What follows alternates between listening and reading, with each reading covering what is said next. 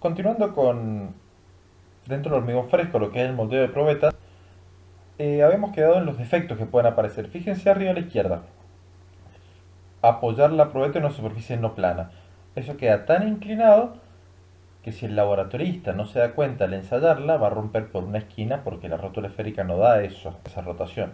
Fíjense esa varilla corrugada al medio, fíjense esas pseudomacetas probetas, abajo a la derecha tubos, que si recuerdan el moldeo yo les dije que tenía que sobrar hormigón y enrasarlo, en ese tubo no puede sobrar, con lo cual la parte de arriba queda mal compactada, parte del diámetro de los caños no se corresponde con las medidas para encabezar probetas, abajo a la izquierda probetas con cierto defecto, diámetros bastante diferentes que pueden impedir que esa probeta entre en el encabezador en el disco metálico del retén de neopreno, ganchos para llevar probetas, probetas dudosas abajo a la izquierda, probetas como lavadas superficialmente abajo a la derecha, probetas, fíjense que en el fondo del molde con descascaramientos, a la derecha un agujero cilíndrico perfecto de 16 milímetros, es decir, que moldearon la probeta, no le dieron los golpes con el martillo de goma y eso es un hueco y al haber un hueco va a resistir menos y ese hueco no se puede determinar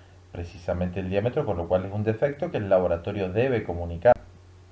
Fíjense probetas marcadas en fresco arriba a la izquierda, algo bastante común. Probetas con un precinto, que no tiene razón de estar un precinto, de crear alguna debilidad en el hormigón.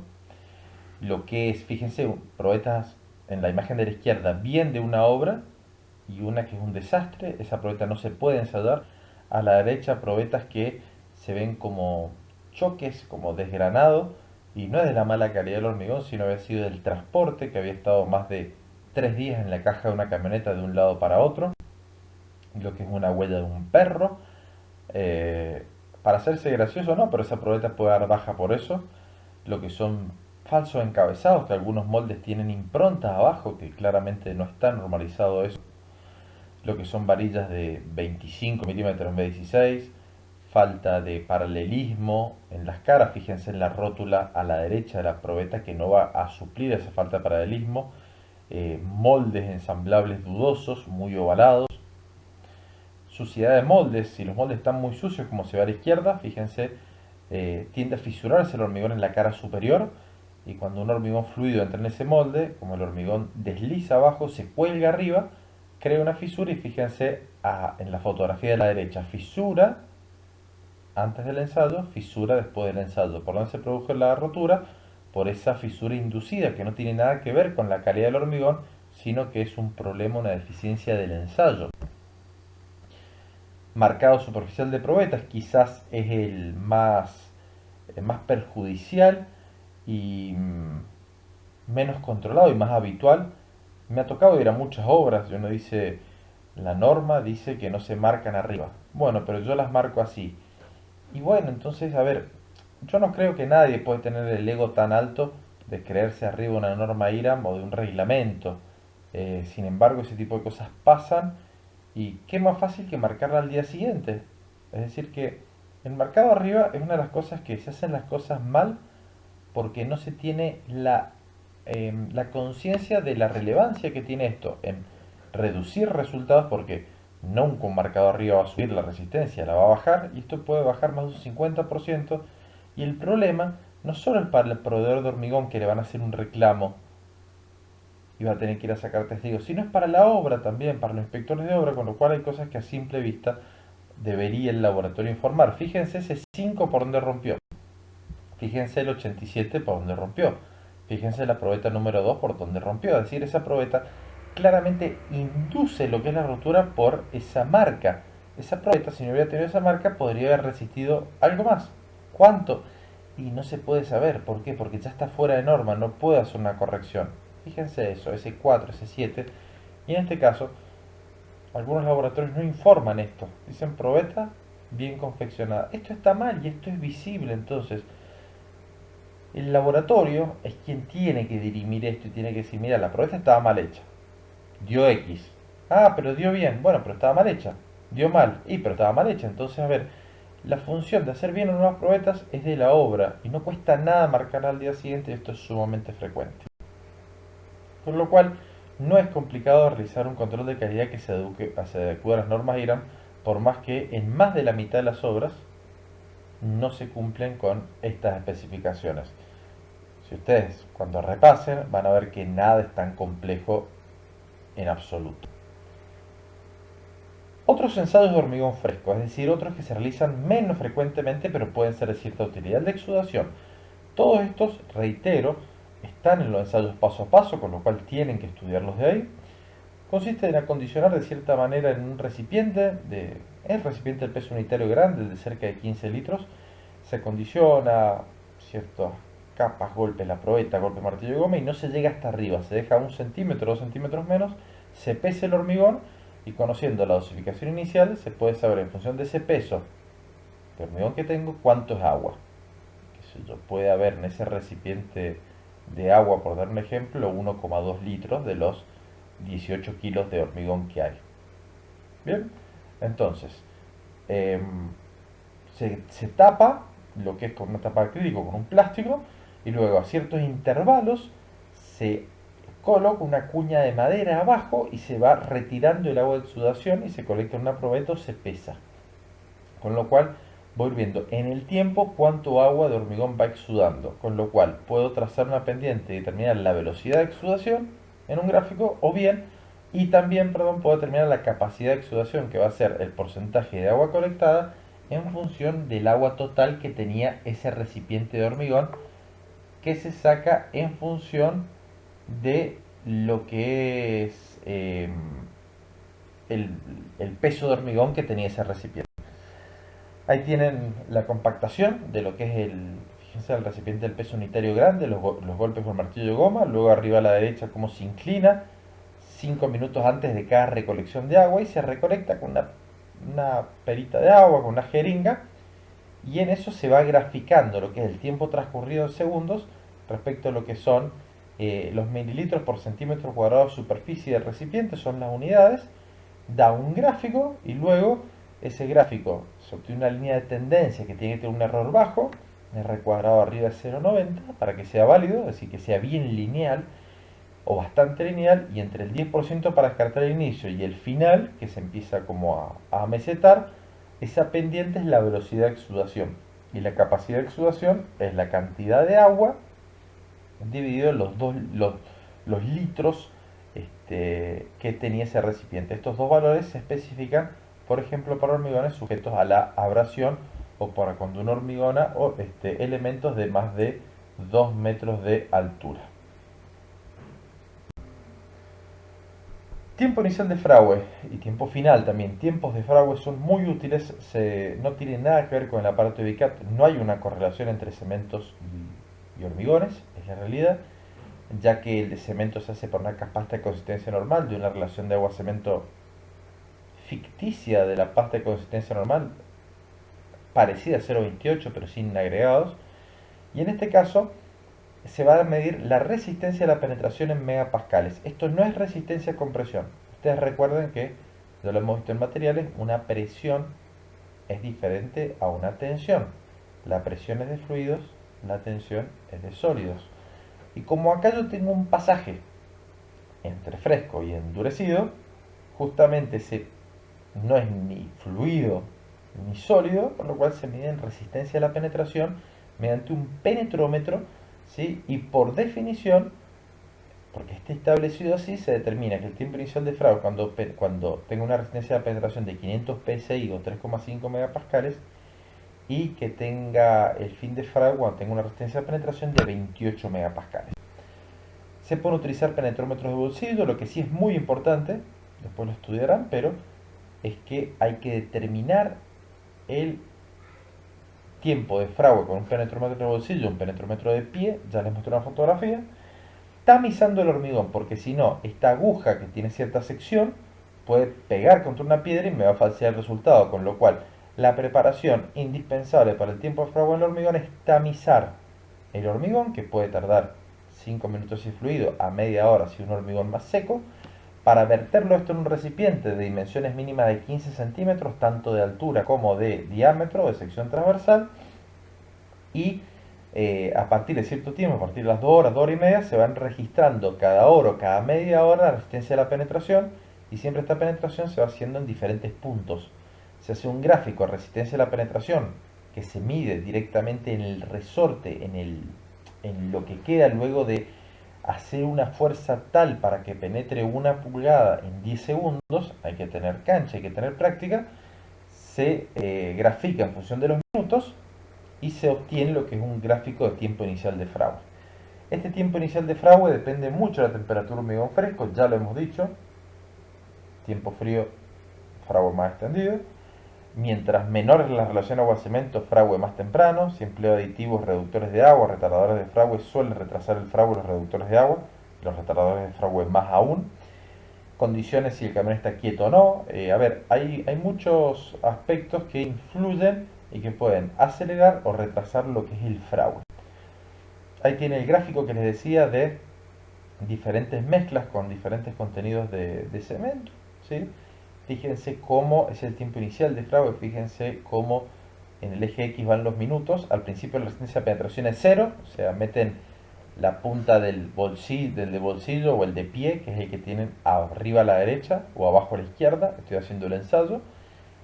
En de abajo a la izquierda se ve una de las improntas, es 0, o sea, con el peso propio se va hundiendo, no marca nada. Luego empieza a tomar un poquito de consistencia y empieza a haber resistencia a las penetraciones mayores, y cuando llega a 3,4 o 3,5 megapascales es la conversión de 500 psi. Gráficamente se determina el tiempo inicial de Fraude. Quiere decir que para la mezcla, en este caso para las mezclas, el tiempo de Fraude está entre 340 y 360 minutos, es decir, cerca de las 6 horas. ¿Bien? Un tiempo de Fraude normal inicial. Y luego el tiempo final, que no tiene tanta importancia práctica, viene 2 a 4 horas después del tiempo inicial. Tiempos iniciales normales de hormigones de categorías resistentes en relación a agua-cemento habituales. Bueno, tiempo muy caluroso 2 horas y media, tiempo caluroso 3 horas y media, tiempo normal 5 horas, tiempo muy frío hasta 10 horas, con lo cual tiempo de Fraude no se da a los 90 minutos, sino se da bastante más extendido en el tiempo.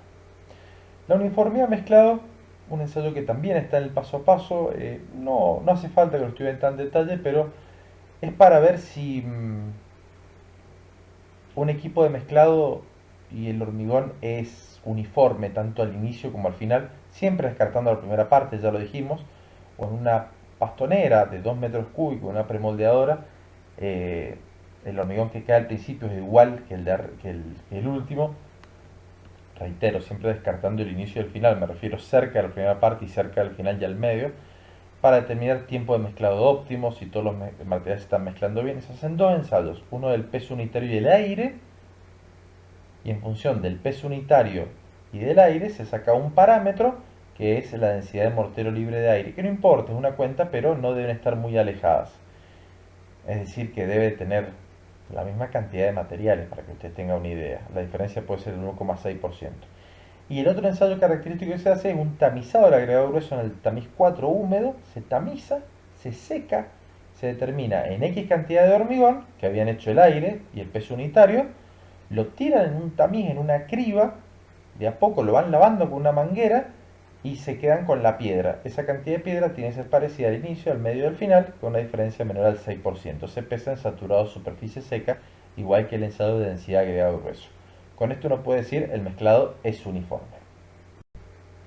Pasamos a lo que son ensayos de hormigón endurecido. Principalmente lo que son las probetas, pero vamos a ver varios otros ensayos. Bien, si yo tengo que transportar las probetas las primeras 24 horas, y bueno, hay que hacerlo con mucho cuidado, como está arriba a la derecha, con telgopor. Si ya tienen 3-4 días, una caja de madera, una caja de arena, hay diferentes dispositivos, fíjense, de una obra, como esas probetas están bien marcadas al día siguiente con marcador, y la del medio tiene un papelito, que es la identificación preliminar, que se pega en el día. Transportes de largas distancias, eh, por un camino complicado, se puede hacer con caja de arena húmeda. Las probetas flexión sí, siempre hay que transportar la húmeda al laboratorio. Y fíjense, diferentes dispositivos hechos de obra, no hay una norma para esto, en los cuales es cómodo transportar las probetas y no es necesario comprar algo para transportarlas, sino es más ingenio del carpintero de obra que otra cosa, y de esta manera saco la variable de los golpes y de la potencial influencia que puede llegar a tener eso en la resistencia a compresión, reiterando de que un golpe nunca le va a dar más resistencia a la probeta, un golpe sí le puede llegar a dar menos resistencia a una probeta, claramente. Es decir, que todos los defectos de colocación de lo que es el moldeo, los golpes de martillo, las varilladas, el enrase, los golpes en transporte, todo eso siempre va a restar resistencia y siempre los efectos van a ser acumulados. Quiere decir que si tengo una probeta que se golpeó mucho en el transporte, que no le di con el martillo de goma y que la marqué arriba, capaz que me da la tercera parte o la mitad de lo que hubiera dado si hubiera estado bien hecha. Y bueno, lo primero que se piensa es que el proveedor de hormigón de mala calidad, pero hay que hacer bien los ensayos. Ensayo de hormigón endurecido, sin duda el más importante es el de resistencia a compresión o el que más se usa. Luego también vamos a ver extracción de testigos, cómo se hace resistencia a flexión, atracción por compresión diametral y otros comentarios de ensayo de contracción por secado, módulo de elasticidad estático. Y vamos a ver algo relacionado con lo que son ensayos de durabilidad también, ¿sí? Estos ensayos de durabilidad no los pedimos que los detallen, pero sí tienen que tener una noción, el nombre y para qué sirven por lo menos. Ensayos, por ejemplo, de succión capilar, ensayos de penetración de agua y cloruros, o de ensayos de reacción álcali agregado. Eh, Continuando lo que vimos en agregado y lo vamos a terminar de ver esto y concatenar con la unidad 8 de durabilidad. Respecto a la resistencia a compresión del hormigón, ya saben ustedes que las probetas hay que encabezarlas. Hay dos grandes tipos de encabezados, digo dos grandes tipos porque también podrían pulirse en pulidoras que no están generalmente disponibles para lograr una gran planicidad o encabezar con pasta de mortero. Esas dos cosas no se suelen hacer, se suelen emplear o con mortero de azufre como se ve a la izquierda o con placas elastoméricas de neopreno o cloropreno como quieran llamarlo. Lo que es el encabezado con azufre tiene que ser parejo, no tiene que haber grandes deformaciones en las probetas. Se coloca un mortero azufre fundido, consiste en 75% de azufre, 20% de arena fina y 5% de grafito que se funde a 130, 140 grados. Luego se coloca en un cucharón, como se ve a la izquierda, en un molde. La foto no está bien sacada porque la saqué yo y estaba encabezando. Se coloca rápidamente la probeta y se encabeza lo que es una cara. Luego se da un golpecito, se saca el encabezado porque hay que poner aceite un poquito al principio para en el encabezador, en la parte metálica para que no se pegue al inicio. Luego no hay mucho problema cuando se calienta. Se encabeza la otra parte y se ensayan a compresión. Arriba a la derecha tienen probetas encabezadas con azufre a compresión. El encabezado con mortero azufre es el altamente recomendable y preferible para lo que son testigos de hormigón que, si bien está normalizado el encabezado con neopreno, no he visto ningún laboratorio que lo aplique de forma correcta, con lo cual para testigos mi recomendación, al menos al día de hoy, es seguir trabajando con mortero de azufre porque si no el encabezado con neopreno puede dar resultados muy erráticos y una cosa es que una probeta de mal y otra cosa es que un testigo de mal. Son diferentes grados de relevancia. Respecto a lo que es el encabezado con placa elastomérica, bueno, tal como se ve a la izquierda, tienen lo que es un retén metálico de ciertas medidas en donde se mete la goma. ¿Sí? Si la goma no tiene retén metálico, se expandería tanto que no pasaría la carga. Es decir, sirve para confinar. Es un retén de confinamiento de lo que es el neopreno. Tiene ciertas medidas especificadas y se coloca uno de estos retenes más el neopreno en la parte de arriba y otro en la parte de abajo, cuidando que las caras sean bien paralelas, si no hay que pulirlas un poquito, sacar las irregularidades y se rompe a compresión. Es mucho más cómodo, más agradable que el de azufre, pero tiene que tener una buena calificación, porque placas de neopreno inadecuadas, sin verificación de dureza, sin control de uso como se ve en la planilla de abajo a la izquierda, se puede usar hasta 100 veces. A ver, no es una goma cualquiera, es una goma que tiene que cumplir con bastantes propiedades y tiene que haber una calificación de probetas de azufre versus neopreno para validar lo que es el encabezado y que no me está dando no me está quitando resultados, ni me está dando resultados muy diferentes a los del mortero de azufre, que sería como el encabezado más estandarizado, pero el de neopreno es el que más se trabaja hoy en día en el país, y hay muchos laboratorios que lo trabajan bien, bueno, y otros que lo trabajan mal. La resistencia a la compresión consiste en centrar, muy importante el centrado de la probeta en una prensa, no se permiten prensas manuales, según norma IRAN 1546 se va dando lo que es un avance de 0,4 megapascales por segundo, la parte superior ya lo saben de materiales, si no repasan tiene una rótula esférica y se rompe hasta la carga máxima. Esa carga máxima dividido la sección inicial, que no es la sección nominal, se mide el diámetro antes al medio al 0,1 milímetro en dos secciones y se determina ese diámetro y en función del diámetro pi por diámetro al cuadrado sobre 4 carga sobre sección da lo que es la tensión de rotura en megapascales.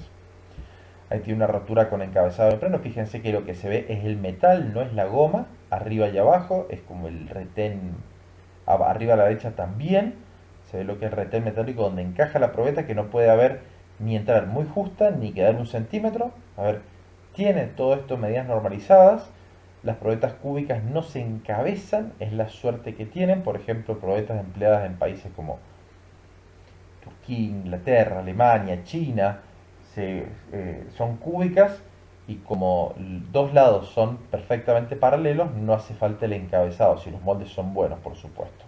Abajo a la izquierda tiene fotografías de encabezado con mortero de azufre. Otros ensayos para determinar la resistencia a tracción, si bien hay ensayo de tracción directa, no está normalizado en IRAM, es la resistencia a tracción por compresión diametral y la resistencia a tracción por flexión. En el primer caso consiste en comprimir lo que es la sección transversal, como vimos en hormigón endurecido ya, y en material de construcción se generan tensiones de tracción y la tensión se calcula como 2P dividido pi por L por D, siendo D el diámetro de la probeta, L lo que es la longitud de la probeta, P la carga de rotura. Siempre se intercala lo que es una madera en la cara superior y en la cara inferior o un cartón duro para eh, que la generatriz de la probeta no apoye directamente con la superficie metálica porque puede llegar a tener alguna irregularidad que por mínima que sea puede influenciar negativamente el ensayo. Recuerden, todo es negativo, nada me va a subir la resistencia. Y el ensayo de flexión, como vimos también ya en hormigón en el tema 7A, se hace con los tercios medios, se lleva la carga hasta la rotura, tiene que estar en el tercio medio de esta rotura y bueno, se determina la carga, una prensa de alta precisión porque rompen a cargas bajas, no se puede hacer una prensa convencional, tiene que estar calibrada a baja carga y tiene que tener una buena resolución. La probeta se mide después del ensayo y se determina el módulo resistente o el módulo de rotura como la carga por la longitud dividido el ancho por la altura al cuadrado, que si bien el ancho y la altura nominal suelen ser iguales, 15 por 15, hay que medirlas, porque pequeñas diferencias, sobre todo en la altura, hacen grandes variaciones en la resistencia a tracción por lo que va al cuadrado. Ahí tiene un ejemplo de lo que es una prensa con un dispositivo de flexión a la derecha, un dispositivo de flexión abajo a la izquierda, cómo se miden y se marcan, que los apoyos tienen que estar los 15 centímetros, porque son 15 de un apoyo al de arriba, 15 entre los dos de arriba y 15 en el otro, 45 centímetros total. Por eso las vigas dijimos que tienen 50-55 centímetros para que vuelen un poquito. Y las probetas se mide el ancho y la altura. Hay que saber cuál es la altura. Ahí abajo a la derecha estoy midiendo la altura. ¿Cómo lo sé? Porque la cara rugosa es la que uno pone para el costado. ¿Por qué? Porque es la cara más irregular. Los apoyos van a apoyar sobre las dos caras paralelas que estaban en los moldes. La cara rugosa queda mirando a uno, por decir de alguna manera, y no queda ni para arriba ni para abajo. Entonces, esa es la altura y el otro es el ancho. No es indistinto, porque la altura va al cuadrado y el ancho no. Pequeñas diferencias, en vez de 150 152 milímetros, pueden hacer bajar un 5% la resistencia a flexión, con lo cual hay que medir las probetas como corresponde y hay que ensayarlas en húmedo porque ante secado de más de 2 horas según norma puede llegar a haber alguna microfisuración y bajar lo que es la resistencia potencial a la flexión, con lo cual las probetas hay que ensayarlas húmedas superficialmente. Módulo de elasticidad longitudinal del hormigón. Es un ensayo muy interesante, consiste en colocar dos aros sobre la probeta, eso se clava en 3 puntos. con unas cuñas metálicas y con una contratuerca para que queden bien unido a la probeta, como queda volando ese dispositivo, y tiene un sistema de pivot que no viene al caso, pero registra el doble de las deformaciones del reloj en la cara visible que yo tengo. El pivote está atrás y cuando uno va comprimiendo, ¿sí? Va para ciertas cargas constantes, va cantando ciertas cargas, y eso me va a dar una deformación. Esa deformación en centésimas de milímetro dividido la longitud inicial de extensometría, que es la longitud entre estas puntas cónicas de los dos aros, generalmente es de 20 centímetros, pero hay que medirla, da la deformación épsilon, que son chiquititas, ¿sí? Luego se traza con las tensiones, que es la carga a esos escalones predefinidos, tienen que ser por lo menos 5, y que se definen en función de uno que esté por debajo del, de la de la 5 10 milésima de deformación, ya lo vamos a ver enseguida, y del 40% de la carga de rotura, por eso siempre hay que romper una probeta gemela antes para saber hasta dónde llego, si no me va a estallar la probeta. Ahí se considera que está en el rango elástico, ya algo hemos hablado también del tema 7A. Se traza un gráfico que es casi lineal, es elástico, porque se hace 3 veces, cargo, descargo, cargo, descargo, y me tiene que dar casi lo mismo, entonces es elástico. Eh, y Se traza una recta entre la deformación al 0,005%, ¿sí? ¿Por qué? Porque es por norma para descartar el inicio que puede tener algún problema de acomodamiento de la probeta, y la del 40% de la rotura, y esa pendiente que tiene que tener un buen R cuadrado entre los diferentes puntos, por más que no lo diga la norma, pero tiene que tener un buen R cuadrado y tiene de 1, es decir, muy ajuste lineal. Y la pendiente de esa recta, es decir, ese delta sigma dividido el delta epsilon, el sigma correspondiente al 0,005% y el epsilon correspondiente al 40% de la tensión de rotura de la probeta gemela, después esta también la puedo romper, se determina esa pendiente lo que es el módulo de elasticidad. Y tiene un ejemplo de un módulo de elasticidad de 38 gigapascales para un hormigón de resistencia elevada. La extracción de testigos, ya vamos a ver cuándo se hace, pero usando la imaginación, es cuando uno tiene problemas, cuando uno quiere diagnosticar algo, cuando las probetas dieron mal, cuando hay signos de debilidad de alguna estructura. Se hacen con sonda circular. Es muy raro hacerlo con sierras para hacer prismas. El diámetro mínimo, según reglamento CIRSOC, tiene que ser de 3 pulgadas y no más de 3 veces el tamaño, no menos, perdón, de 3 veces el tamaño máximo nominal del agregado. Es decir, tengo un tamaño máximo nominal de 19 milímetros, 3 pulgadas, 25 milímetros, 3 pulgadas. Tengo un pavimento con 1,5 pulgadas y no, me tengo que ir a 4 o 5 pulgadas. Y el tamaño máximo de testigos convencionales, de obras convencionales, es de 6 pulgadas, que a veces se trabaja este, para pavimentos, los testigos de 6 pulgadas. Sobre los testigos también se pueden hacer ensayos de módulo, de tracción por compresión diametral, pero principalmente se emplean o para diagnosticar algún tema de fisuración. Por ejemplo, en esta fotografía se ve que hay una junta y no hay ninguna fisura abajo.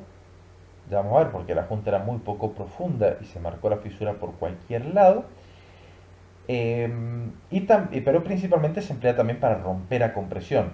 Esto se corta, se refrenta, luego se encabeza. Altamente recomendable con mortero a azufre, salvo que uno tenga una pulidora de última generación, y se rompe a compresión, y la tensión de rotura será la carga dividido la sección inicial. Ahí me tiene a mí sacado testigo de una viga, broca de 3 pulgadas, con broca de 4 pulgadas en un piso. Era lo que le decía y lo que dice tanto el CIRSOC 201 como la norma IRAM 1551, que es la extracción de testigos. El paso a paso de extracción de testigos de los dos encabezados y de rotura a compresión lo tienen en las guías de ensayos paso a paso. Ahí tienen ejemplo de dos máquinas sacando testigos en un canal, de lo que es un refrentado, un corte, fíjense, con una sensitiva abajo a la derecha, y luego ese testigo se encabeza con mortero de azufre. Ahí me tiene sacado testigo unas vigas de fundación, como saca el bocado, la probeta chiquita, pero una cara es tan irregular que siempre hay que cortarla. Y después que uno termina de hacer la perforación, el testigo no sale con la broca, no hay que penetrar todo el espesor, con un cortafierro como se ve a la izquierda, se da un golpecito y después con la mano se saca el testigo, que hay que tratarlo con mucho cuidado porque el testigo es el último en declarar, es el que me va a decir la verdad sobre el estado de la estructura. Con lo cual, si tenemos cuidados con las probetas, tengamos mucho más cuidados aún con los testigos. Como decía, se refrentan las caras, una o dos. Ese corte se puede hacer o con sensitiva o con un disco de desbaste diamantado.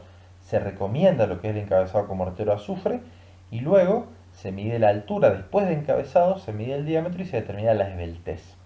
La esbeltez de probetas normalizadas ya dijimos que es 2. Y ya dijimos también en hormigones que si yo ensayo algo de esbeltez 1 me da cerca de 15% más.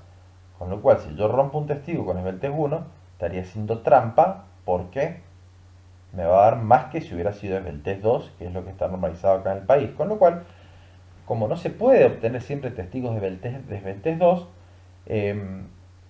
cuando uno rompe un testigo se mide la altura, se mide el diámetro, se calcula la esbeltez y con una tablita se determina el coeficiente de reducción de resistencias. ¿Qué quiere decir? Que si la esbeltez es 1, multiplicaré la tensión de rotura por 0,85. Si la esbeltez es 0,98, la multiplicaré, perdón, si la esbeltez es 1,85, o sea, muy próxima a 2, la multiplicaré por 0,99 o 0,98. Es decir, que mientras más se aproxima a 2, la corrección de esbeltez será menor. ¿Por qué? Porque se asemeja a mi probeta normalizada, que es lo que se utiliza. Y abajo a la derecha tienen testigos ya ensayados con roturas típicas a 45 grados. Es importante tener una prensa encalibrada, a baja carga, porque al ser la sección más pequeña, tiene que ser sensible a baja carga y bien calibrado a baja carga, una calibración independiente a la de alta carga.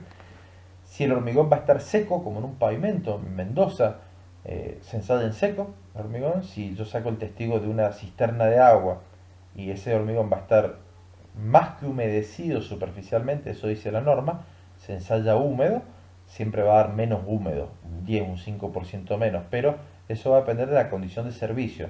Si el testigo de hormigón va a estar casi siempre húmedo, se ensaya en húmedo.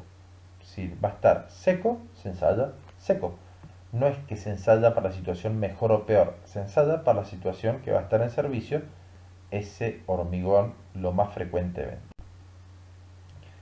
Hay ensayos para determinar lo que son variaciones de largo, consisten en dispositivos comparadores de longitud que vienen con una barrita de ínbar, como se ve en la fotografía, en la segunda fotografía, y a las probetas les coloco lo que es un perno, que puede ser entrante o saliente, eso no importa, pero yo siempre pongo en cero el aparatito con mi barra de ínbar a determinada temperatura, en una sala de temperatura controlada, coloco la probeta y así puedo ir viendo cómo va variando, por ejemplo, la deformación por contracción por secado, por dar un ejemplo.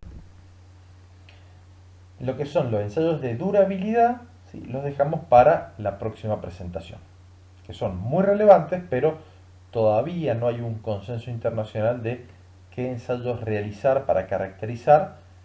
Tienen mucha más variabilidad que los ensayos mecánicos, pero todo indica que cada vez más se van a solicitar lo que son los ensayos de durabilidad.